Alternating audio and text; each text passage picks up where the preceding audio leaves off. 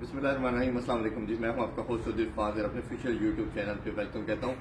नाज़रीन, पाकिस्तान क्रिकेट के लिए आज बड़ा एक सैड डे और पाकिस्तान और वेस्ट इंडीज़ का जो सेकंड टेस्ट मैच था पाकिस्तान को शिकस्त हुई। 120 रन से विक्ट्री हासिल की वेस्ट इंडीज़ ने।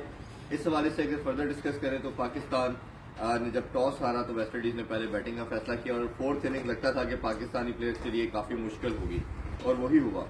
ये जो स्पिन का जो ट्रैप था, कहा जा रहा था कि जी पाकिस्तान को स्पिन विकेट्स के ऊपर टैप मिल चुका है, बट हमने देखा कि वेस्ट इंडीज ने उसका तोड़ निकाल दिया।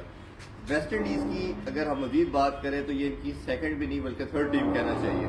सिर्फ अगर कैप्टन ब्रैथवेट की बात करें या एक स्कोर बॉलर की बात करें तो वो आपके रेगुलर टीम का पार्ट थे, मोती की बात कर सकते हैं। बाकी उनके 80-90% जो लड़के थे वो बिल्कुल न्यू कमर थे।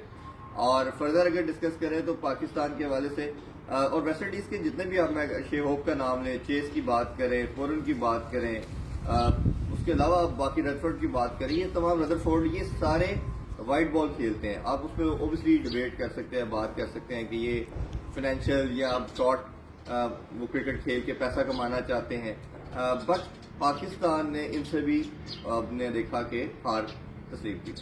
अब फैक्टर्स क्या है उस पर बात कर लेते हैं। सबसे पहला फैक्टर पाकिस्तान की सिलेक्शन पुअर थी। मैं अपने रेगुलर शोज में ये बात करता जा रहा हूँ कि पाकिस्तान ने अब कभी होता नहीं है टेस्ट की टीम के अंदर चेंजिंग की नहीं जाती। जब साइम अयूब इंजर्ड हुए थे तो आपने अब्दुल्ला शफीक को रखना था। आप ओडीए की परफॉर्मेंस के पीछे टेस्ट में से बाहर नहीं कर सकते थे, तो आपने पहली गलती ये की। फिर जब इमामुल हक को सिलेक्ट किया गया था तो किसने कहा था, क्या माइंड सेट था, क्या अप्रोच थी कि आपने फास्ट बॉलर लाजमी खिलाना है। लास्ट मैच में देखें खुरम शहजाद से सिर्फ एक ओवर करवाया गया। फिर आपने इस मैच के अंदर देखे तो काशिफ अली से पहले ही इनिंग्स में भी 4 ओवर और इसमें भी कुछ बहुत कम ओवर करवाए गए। आपका हमेशा ये होता है जो वीक पॉइंट होता है उस पर आप काम करते हैं, उसको स्ट्रेंथन करते हैं। पाकिस्तान का वीक पॉइंट बॉलिंग नहीं था।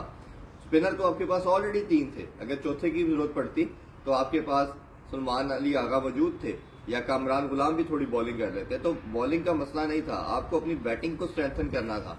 और स्पिन विकेट के ऊपर अशौक शकील के अलावा जो दूसरा बैटर सबसे अच्छा खेल सकता था वो इमामुल हक था। तो आपने अपनी बैटिंग को स्ट्रेंथन नहीं किया या आपने वेस्ट इंडीज को बहुत ही हल्का लिया कि ये तो मसले कोई नहीं, हम इजीली जीत जाएंगे। और फिर उसका रिजल्ट ये होगा कि पाकिस्तान आज 120 रन से हार गया। बहुत ज्यादा क्वेश्चन मार्क है, खासतौर पे अगर फर्दर लूप होल की बात करूं तो कप्तानी के ऊपर बहुत सवालिया निशान है।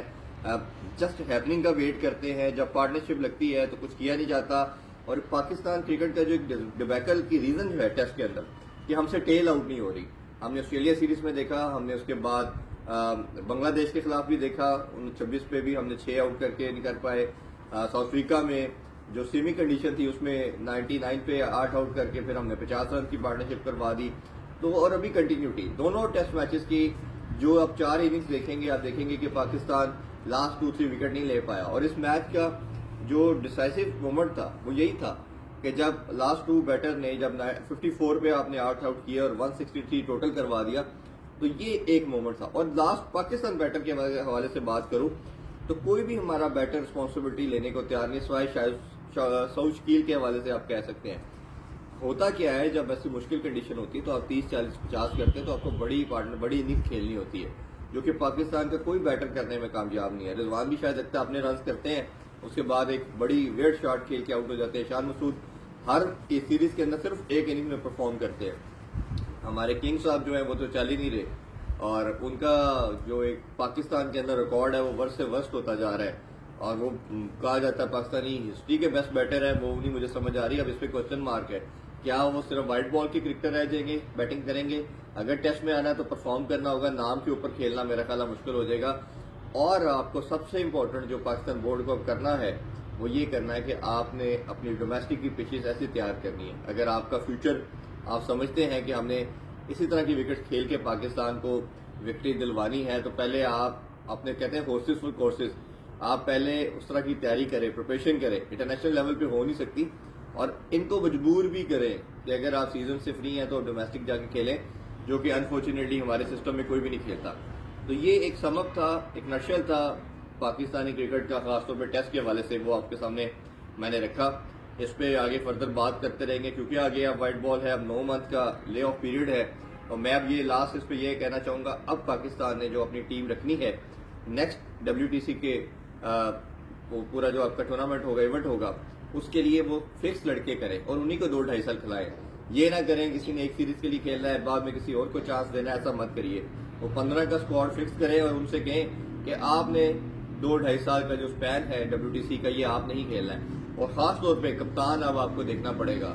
میرا نہیں خیال کہ شان مسعود کی کوئی بھی ہمیں گیم سینس ایسی نظر آئی کہ جب وہ کوئی ڈفرنٹ چیز کرتے ہیں، کوئی ایکسٹرا آرڈنری قسم کی طرف مائنڈ سیٹ لے کے جاتے ہیں، وہ گیم اویئرنیس دکھاتے ہیں. تو یہ کچھ چیزیں ہیں جو کوشش کی آپ تک پہنچائی جا سکے اور بورڈ بھی اس پہ سوچے. باقی یہ ہے کہ فردر آپ سے ہم ڈسکشن کرتے ہیں کہ اپنا خیال رکھیے. اللہ حافظ. پاکستان زندہ باد.